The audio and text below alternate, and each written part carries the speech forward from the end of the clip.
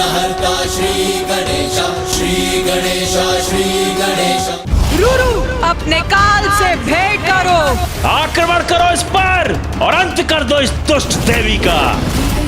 तुम्हारा नाम है देवी चंडमारी और तुम यहाँ असुरों का विनाश करने आई हो।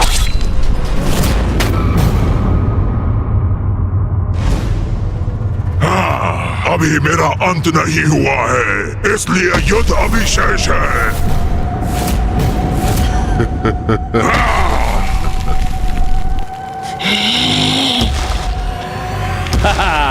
अति उत्तम रुरु, ये हुई ना बात। हाँ रुरु, जाओ अंत कर दो इसका। प्रमाणित करो कि तुम महाबली रुरु हो।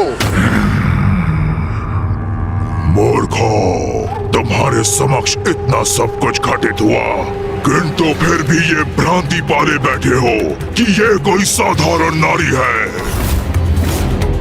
सत्य नकार रहे हो तुम और अपनी मूर्खता के कारण मेरी बलि चढ़ा रहे हो।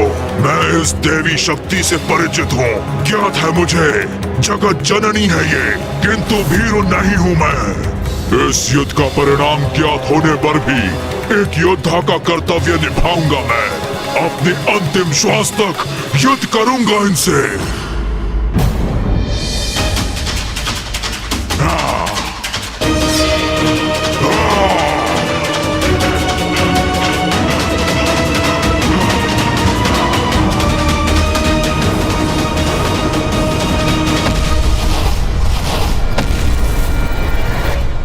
ये कैसी मूर्खता है? उस असुर को मां की शक्ति, उनकी दिव्यता का भान है, तब भी वो उनकी शरण में जाने के स्थान पर उनसे युद्ध करने जा रहा है। यही तो आसुरी प्रवृत्ति है भैया। मूढ़मती असुर क्रोध और अहंकार के वश में आकर अपना विवेक खो बैठते हैं, फिर वो उचित और अनुचित का भेद भूल जाते हैं। जैसे रुरु सब कुछ ज्ञात होने पर भी एक मिथ्या कर्तव्य निष्ठा के भाव से प्रेरित होकर माँ से युद्ध कर रहा है और उन्हें पराजित करने की मूर्खता भरी चेष्टा कर रहा है वो। और उसका यह दुस्साहस उसके विनाश का कारण अवश्य बनेगा।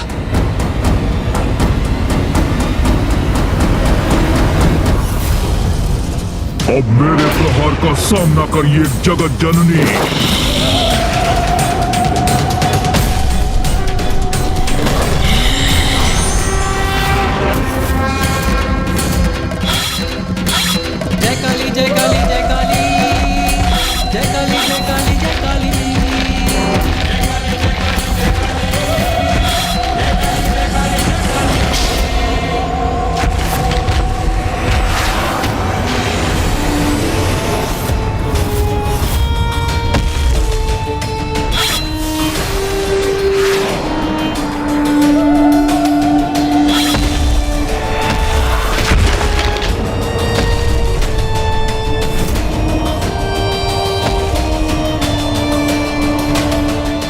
ये तो रुरु पर हावी हो रही है। हाँ भ्रातामुंड, अद्भुत है जगत जननी का युद्ध कौशल। वो तो जैसे रुरु के साथ युद्ध नहीं, क्रीड़ा कर रही हैं।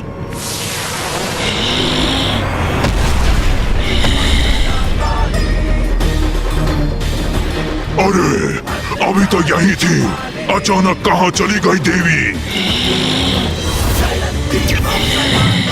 मैं यहाँ हूँ रुरु, मैं यहाँ हूँ रुरु, मैं यहाँ हूँ।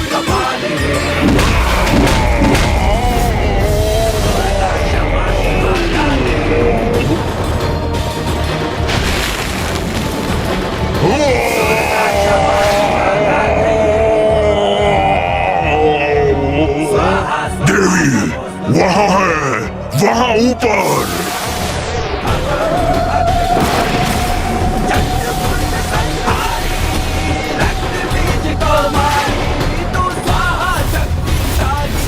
रुरु, अपने काल से भेंट करो, अपने काल से भेंट करो।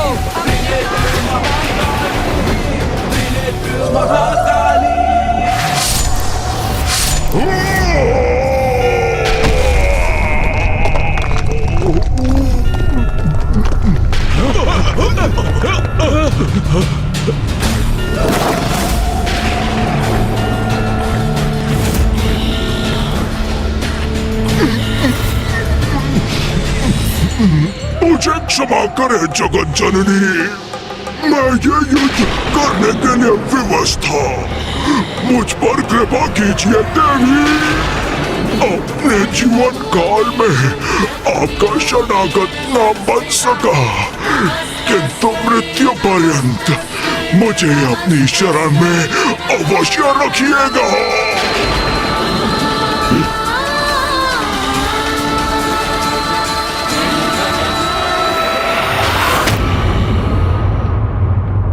ये इस नारी ने वध कर दिया रुरु का। वो क्या कह रहा था रुरु? माता ने कितने असुरों को मारा है और उन असुरों के शव मुझ पर आकर गिरते थे। इस मूर्खतापूर्ण युद्ध का तो यही परिणाम होना था।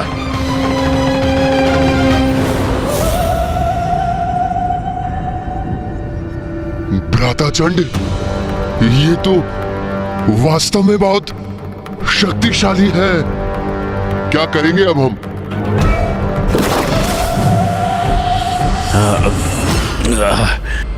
नहीं नहीं भ्राता मुंड, भयभीत नहीं होंगे हम। हमें अपने प्रयोजन पर स्थिर रहना होगा। अपने आत्मविश्वास को भंग नहीं होने देना है।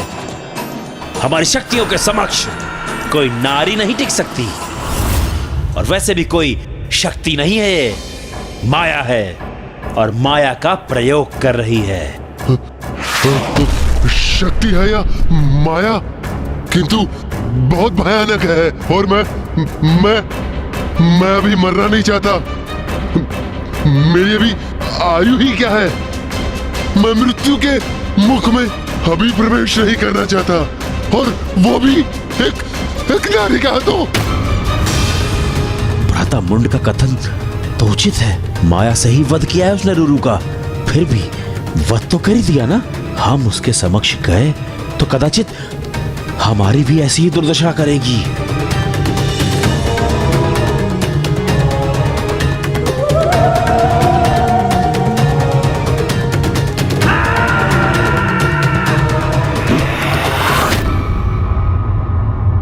महेश पौंड्र,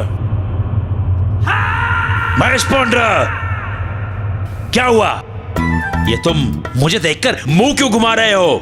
क्योंकि मैं भली भांति जानता हूँ कि तुम मुझसे क्या करवाना चाहते हो। क्या करवाना चाहता हूँ? अर्थात ये कि तुम चाहते हो कि मैं देवी के साथ युद्ध करूं, किंतु मैं ऐसा कदापि नहीं करूंगा। क्यों नहीं करोगे युद्ध? ये हमारा आदेश है तुम्हें। आदेश दिया है तो क्या हो गया? मैं तुम्हारे आदेश का पालन नहीं करूंगा। जाओ, नहीं करूंगा मैं युद्ध। यही निर्णय है तुम्हारा? तब तो मैं तुम्हें भीषण दंड दूंगा। अवश्य दंड देना, मुझे उससे कोई समस्या नहीं है। मैं तुमसे युद्ध करने के लिए प्रस्तुत हूं, और तुमसे ही क्यों, मैं अकेला तुम दोनों को पराजित कर सकता हूं। अच्छा, तो असुर महानायक शुंभ को दिया हुआ वचन भूल गए तुम? उस वचन को नहीं निभाओगे? वही वचन तो तुमने भी दिया था ना उन्हें। तो जाओ, स्वयं ही युद्ध कर लो। मैं तुम्हें जगत जननी द्वारा प्रताड़ित होते हुए देखने का आनंद अवश्य लूंगा।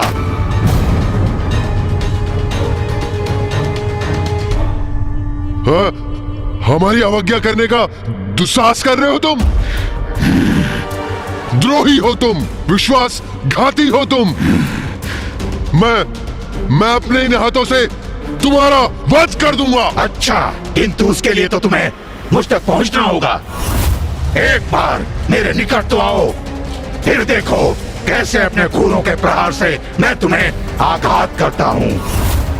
ऐसा वार करूंगा कि सदा अंतरिक्ष में घूमते रह जाओगे तुम। इतना दुस्साहस अभी बताता हूँ मैं तुम्हें। तो आओ ना, देखता हूँ मैं तुम्हें कितना साहस है। ये क्या? असुर सेनापति मुंड और महेश पौंड्रक के मध्य ही युद्ध छिड़ने वाला है।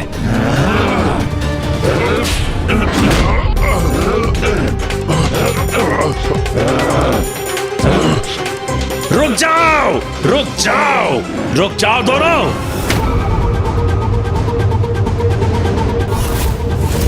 क्या हो रहा है यहाँ पर? ये क्या कर रहे हो तुम दोनों?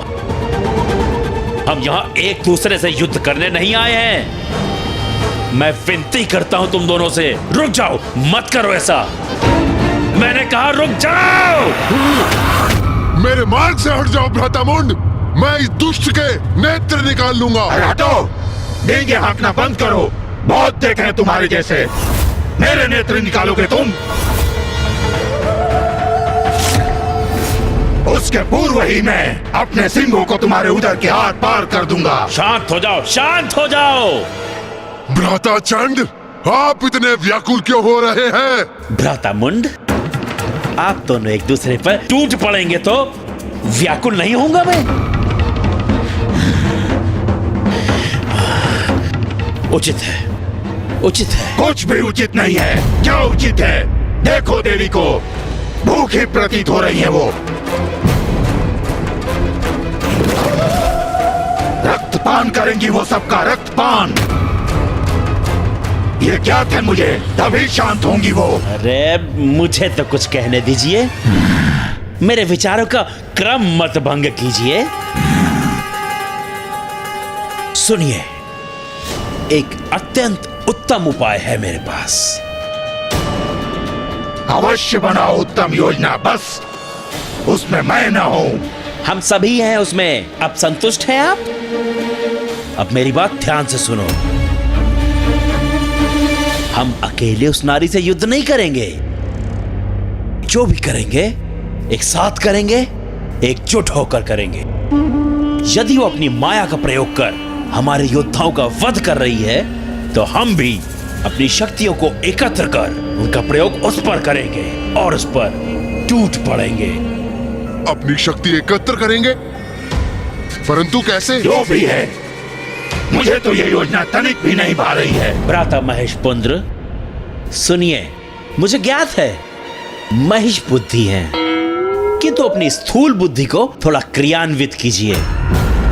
थोड़ा सोचने का प्रयास कीजिए। विचार करिए कि यदि आपने इस नारी के साथ यहां युद्ध नहीं किया, तो वापस लौटने पर असुर महानायक शुंभ वो आपको कदापि जीवित नहीं छोड़ेंगे। उनकी स्तंभन शक्ति स्मरण है ना आपको? सूखे पत्ते के समान फड़फड़ाते हुए, रक्त की उल्टियां करते हुए मृत्यु होगी आपकी। ये मूर्ख तो उचित कह रहा है। देवी से युद्ध करने के अतिरिक्त और कोई विकल्प नहीं है मेरे पास। और अहंकारी शुंभ से मृत्यु प्राप्त करूं, उससे तो अधिक उचित है कि जगत जननी ही मेरा वध करे। उचित है फिर, मैं युद्ध के लिए प्रस्तुत हूं।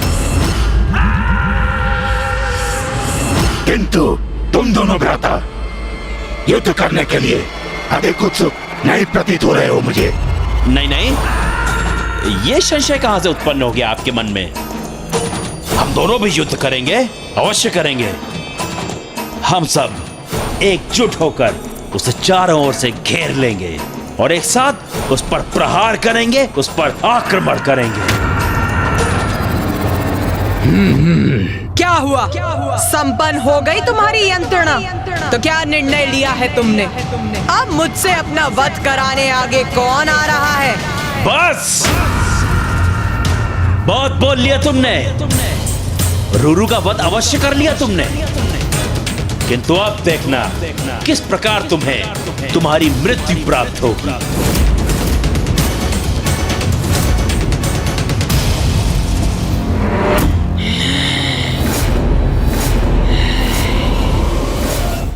आक्रमण करो इस पर और अंत कर दो इस दुष्ट देवी का।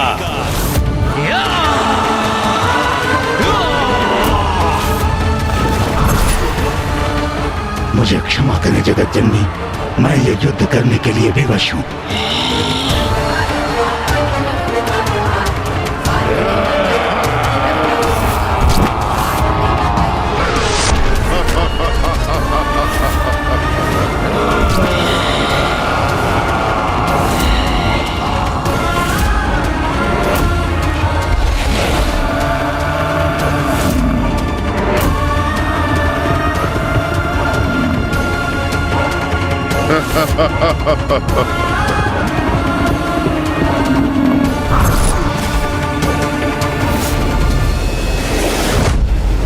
अब ये असुर मूर्खता, उद्दंडता और दुष्टता की सभी सीमाएं लांघ चुके हैं। स्वयं को सेनापति कहते हैं ये चंड और मुंड, और ऐसी छलयुक्त है उनकी रणनीति, उनका नेतृत्व। सेनापति और योद्धा होने के नाते दो बड़े अपराध किए हैं उन्होंने। प्रथम, मां को घेर कर उनसे युद्ध करने का निर्णय। एक योद्धा कभी दूसरे योद्धा को घेर कर उस पर आक्रमण नहीं करता। और दूसरा, सेनापति सेना के आगे रहकर उसका नेतृत्व करते हैं। इन दोनों भीरू असुरों के समान नहीं, जो स्वयं तो पीछे खड़े हैं और उन्होंने महिष पौंड्रिक और उनकी संपूर्ण सेना को उनकी मृत्यु के मुख में भेज दिया। अब मैं इन दोनों को उचित पाठ सिखाऊंगा। इन्हें बताऊंगा कि इनके द्वारा पुनः छल किया जाना सर्वथा अनुचित और दंडनीय है। भैया! देव सेनापति कुमार कार्तिकेय तो अंतर्ध्यान हो गए, किंतु ये करने क्या जा रहे हैं? भैया का जाना उचित नहीं, हमें उन्हें रोकना होगा, क्योंकि यदि भैया चंडमुंड से युद्ध करने लगे तो अनर्थ हो जाएगा। उनके हस्तक्षेप से असुरों का साहस बढ़ेगा और ये युद्ध और दीर्घकालिक हो जाएगा, क्योंकि इन असुरों का वध मात्र और मात्र माँ के हाथों ही संभव है। नंदी जी, आप यहाँ पिताश्री और ऋषि मार्कंडेय जी के साथ रुकिए। मैं तब तक इंद्रदेव और अन्य देवताओं के साथ जाकर भैया को समझा बुझाकर रोकने का प्रयास करता हूँ।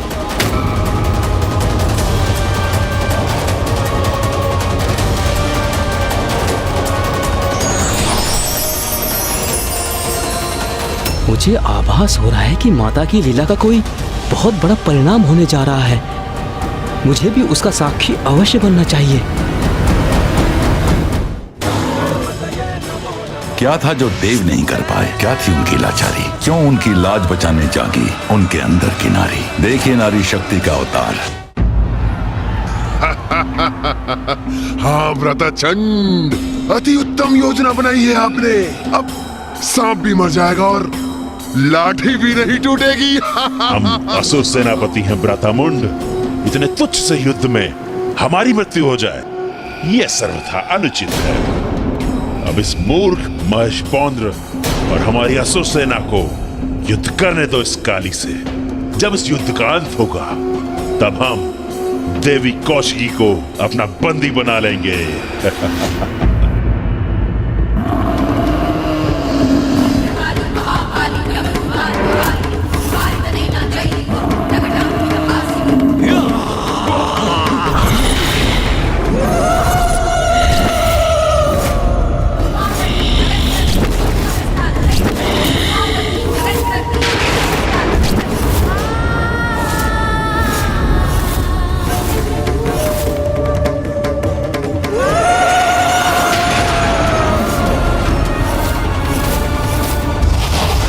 तो यहाँ छिपे खड़े हैं ये चंड और मुंड।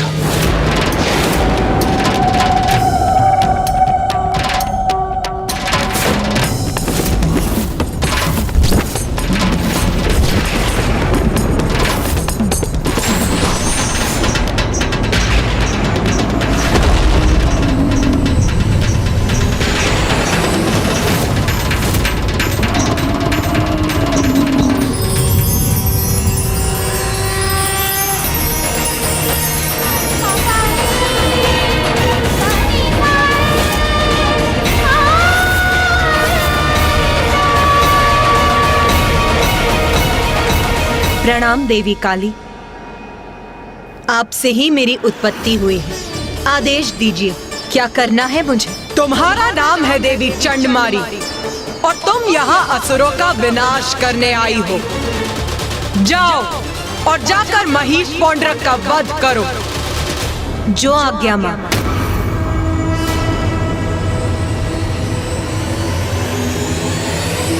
अब ये कौन सी नवीन नारी प्रकट हो गई?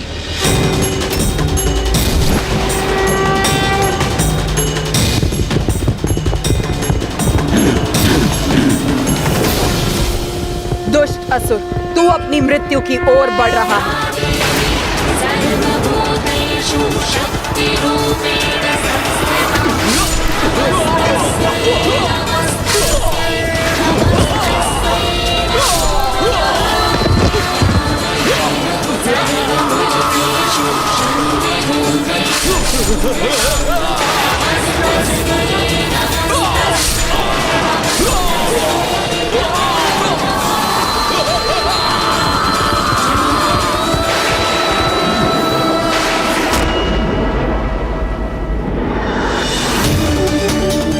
ये तो और भी प्रचंड योद्धा है। कितनी सहजता से हमारे असुर सैनिकों का संहार कर रही है ये। भैया, मुझे ज्ञात है आप माँ की सहायता करने के लिए आतुर हो रहे हैं। मैं भी वही करना चाहता हूँ भैया, किंतु देखिए माँ तो स्वयं एक सेना के समान है। कितनी सहजता से इन सभी असुरों का सामना कर रही है माँ। इसलिए उन्हें इस युद्ध में हमारी आवश्यकता नहीं है भैया। अब तो चंड मुंड के भी अंत का समय आ गया है भैया। महिष पोंड्र, जिस तरह मैंने इस असुर सैनिक को खत्म किया, उसी तरह अब तुम्हारा भी अंत होने वाला है। तुम्हारा भी वही हशर होगा महिष पोंड्र, जो धूम रोचक और रूरू का हुआ। अधर्मी को दिए मिथ्या प्रतिश्रुति को पूर्ण करने का परिणाम सदा विनाशकारी ही होता है।